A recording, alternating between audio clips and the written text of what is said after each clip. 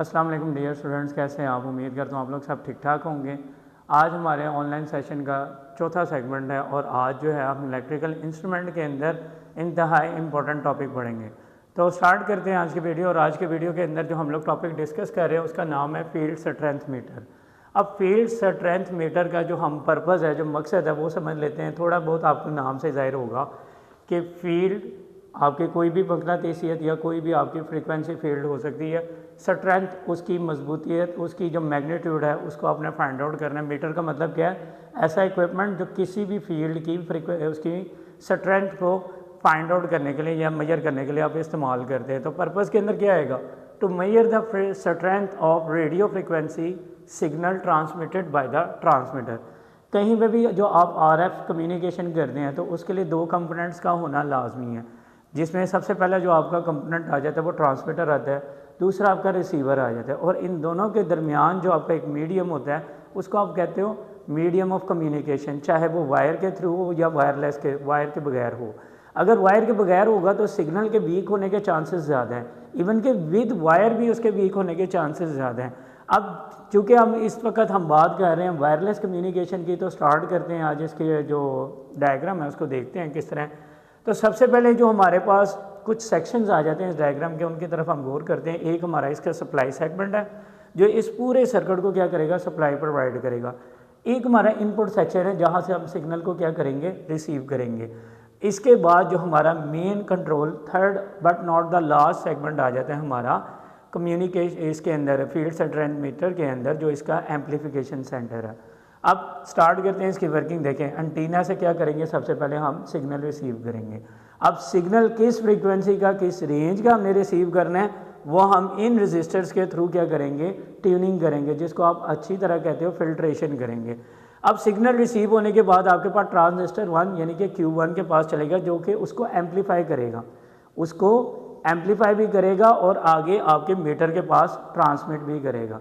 और ट्रांसमिट करने के बाद वो आपके मीटर को भेजेगा। मीटर उसको क्या करेगा? मेजर करेगा और आपको आउटपुट पे रीडिंग शो कर देगा। अब आप गौर कर रहे होगे यहाँ पे भी रेजिस्टेंस लगे हुए हैं, ये भी रेजिस्टर एक लगा हुआ है, ये बाइसिंग रेजिस्टर है। इनका और कोई काम नहीं है, जस्ट आपके ट्रांजिस्टर की बाइसिंग के लिए हमने यहाँ पे लगाया हुआ है। और तीसरी चीज़ इसमें ये देखने वाली इंपॉर्टेंट जो चीज़ है वो ये है कि जनाब इन तीनों की जो आपकी रेजिस्टेंस की वैल्यू है वो तीनों की क्या है? सेम है। अब जैसे ही सिग्नल यहाँ पे आपके रेजिस्टर्स के आएगा तो पैरेलल कनेक्शन होने की वजह से ऑटोमेटिकली आपके इस साइड पे भी आपको रीडिंग तो आपको शो होगी। आपने तो जस्ट मेजरमेंट करनी है, आपने तो इसको आउटपुट पे कहीं पे भी नहीं लेना। अब ये पूरे का पूरा जो आपका सेटअप है, जो सर्किट है, वो तब तक ऑपरेट नहीं करेगा जब तक आप इस स्विच को क्या करोगे? क्लोज नहीं करोगे।